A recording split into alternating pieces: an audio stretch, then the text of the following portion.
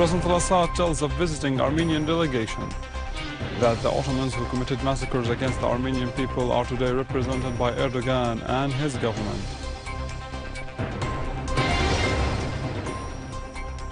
Syrian army takes full control of a number of strategic areas in the countryside of Hama and Idlib.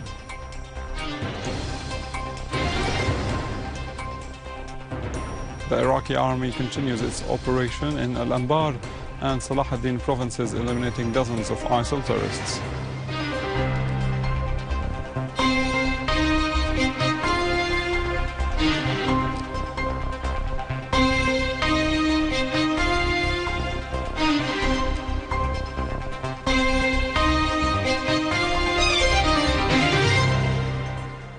Good afternoon. This is news in English from the Syrian Arab television in Damascus. President Bashar al-Assad received this morning the delegation of the Armenian-Syrian Friendship Association at the National Assembly of the Republic of Armenia. The head of the delegation, Mr. Tashit Varbetnyan, underlined the Armenian people's solidarity with the Syrian people in the unjust war waged against them by the terrorist organizations that have been receiving support from regional states known to all. He expressed confidence that Syria will come out of this war triumphant over terrorism and its supporters. On his part, President al-Assad said the challenges and dangers faced by the Armenian and Syrian people are the same, adding that the Ottomans who committed massacres 100 years ago against the Armenian people are today represented by the Erdogan and his government and are using the same methods, particularly terrorism, against the Syrian people. President al-Assad said parliaments which are elected by their peoples are strongly called upon today to move effectively and push the world community to pursue an efficient policy against terrorism and the obscurant thought, not only for the sake of the Syrian people but for all the peoples of the region and the world. This is because the President added terrorism knows no limits and is not restricted to a certain state to the exclusion of others. Emphasis was laid during the meeting on the need to continue the development of relations between the Armenian National Assembly and the Syrian People Assembly, which would contribute to the consolidation of relations between the two friendly peoples and countries. Within the same framework, Prime Minister Dr. Wael Halaqi discussed with the Armenian-Syrian Friendship Association delegation the cooperation relations between the two countries and the agreement signed and ways of activating them, as well as the role of the Syrian-Armenian Business Council in contributing to the implementation of the signed agreements, in addition to ways of boosting Armenian investment in Syria. Al-Halaqi called on the Armenian businessmen and companies to start development projects in Syria and take part in the reconstruction phase. Al-Halaqi said the Syrian people's suffering as a result of the massacres perpetrated against them by the new Ottomans led by slaughterer Erdogan brings to memory the suffering of the Arab and Armenian peoples due to the barbaric massacres committed against them by his ancestors. Deputy Prime Minister, Foreign and Expatriates Minister Walid al-Muallim also met the delegation of the Armenian-Syrian Parliamentary Friendship Association headed by Mr. Varbetnyan. Al-Muallim stressed that terrorism poses a real threat to regional and international security and stability, calling on the world community to exercise pressure on the countries that support terrorism, particularly Turkey, Qatar and Saudi Arabia, to put an end to their destructive policies and abide by the United Nations Security Council counter-terrorism resolutions.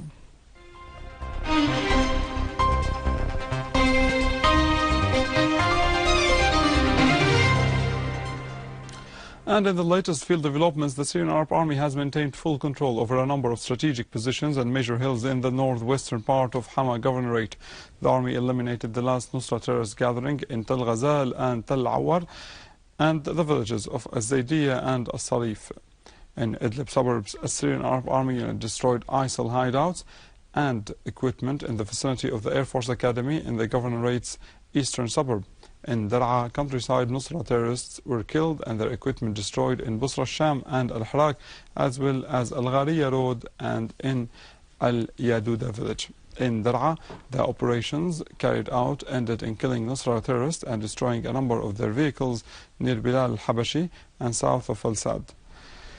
The Syrian Arab Army Air Force has meanwhile eliminated a number of ISIL terrorists in two villages in Suwaida countryside. The Syrian Arab Air Force also destroyed ISIL equipment in Hasakeh southern countryside as our armed forces intercepted a terrorist attack in the southern side of the city.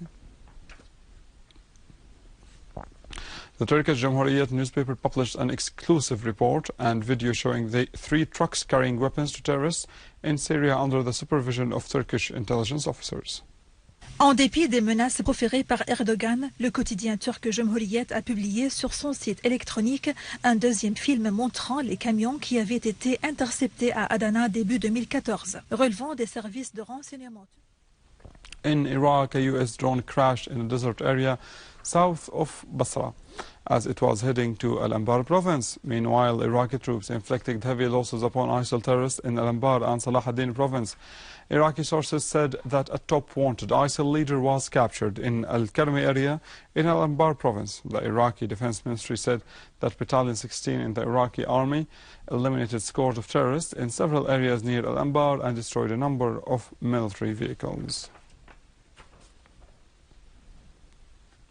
Saudi airstrikes and artillery shelling in the northern Yemen killed at least 90 civilians and wounded dozens others as residents reported further air raids around the country. Renewed Saudi airstrikes hit targets throughout Yemen despite apparent progress towards peace talks. Overnight, around 12 air raids hit weapons storage around the presidential palace in the capital Sana'a, triggering blasts and explosions. Residents said Saudi shelling had hit the main border crossing from Saudi Arabia, demolishing the customs department on the Yemeni side of the facility in the far northern province of Haraz. Airstrikes also hit a naval base and the office of Yemen's Naval Command in the western Red Sea port city of Hodeidah. 12 people were killed in the city of Sada following a series of airstrikes this morning. Meanwhile, the UN is planning to convene a peace talk between Yemen's warring factions following a Russian proposal to hold a session on the UN Security Council to discuss the possibility of finding a political solution. The Security Council voiced deep concern about the grave situation in Yemen and urged the country's factions to engage as soon as possible in United Nations brokered political consultations. In occupied Palestine, Israeli warplanes launched airstrikes against 3 positions in Khan Yunis in Gaza Strip, causing material damage.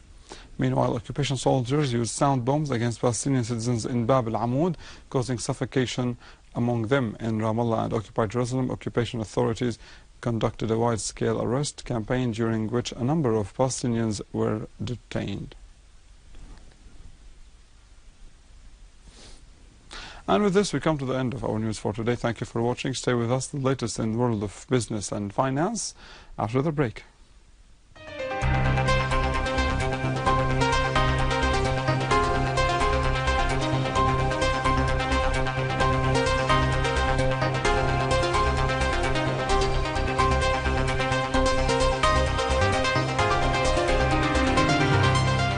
Good afternoon. The Syrian Minister of Labor, Khalaf al-Abdullah, submitted a comprehensive offer to Patricia O'Donovan, the head of the training department in the International Labour Organization, concerning the destruction applied to the public and private facilities in Syria by the terrorists. During the meeting between the two sides in Geneva, the minister called on the organization to shed light on the workers' condition in Syria, asking to reactivate the cooperation between the ministry and the organization. For her part, Patricia O'Donovan promised to resume the training and rehabilitation programs provided by the organization to the Syrian workers, indicating that the organization is fully informed of the sabotage inflicted upon labor sector in Syria. The two sides also agreed on arranging a detailed memorandum about these requirements in order to be implemented directly by the International Labour Organization.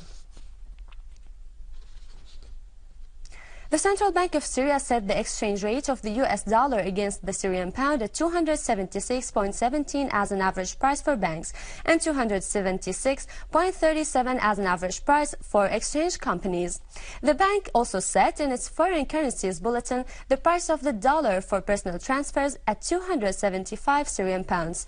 On the other hand, the euro exchange rate against the Syrian pound was set at 308.85 as an average price for banks and 309.8 as an average price for exchange companies and 309.87 for personal transfers. Oil prices fell Thursday as a large crude glut overshadowed strong global fuel demand ahead of a meeting on Friday, in which OPEC looks to be unlikely to change its production share.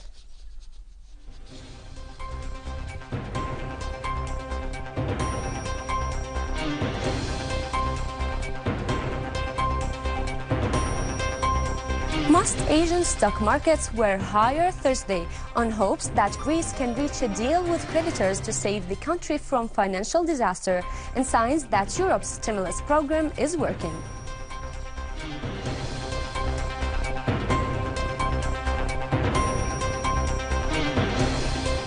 Gold was near its lowest in 3 weeks on Thursday as robust economic data made an increase in U.S. interest rates look more likely and signs emerged of progress in Greek debt crisis.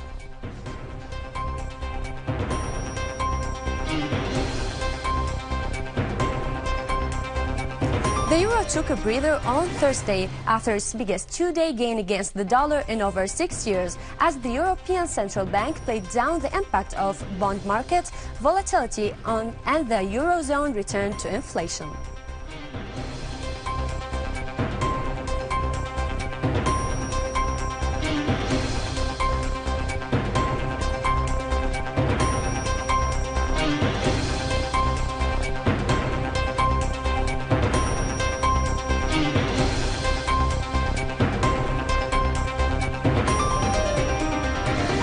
With this, we conclude our economic news for today. Thank you for watching and goodbye.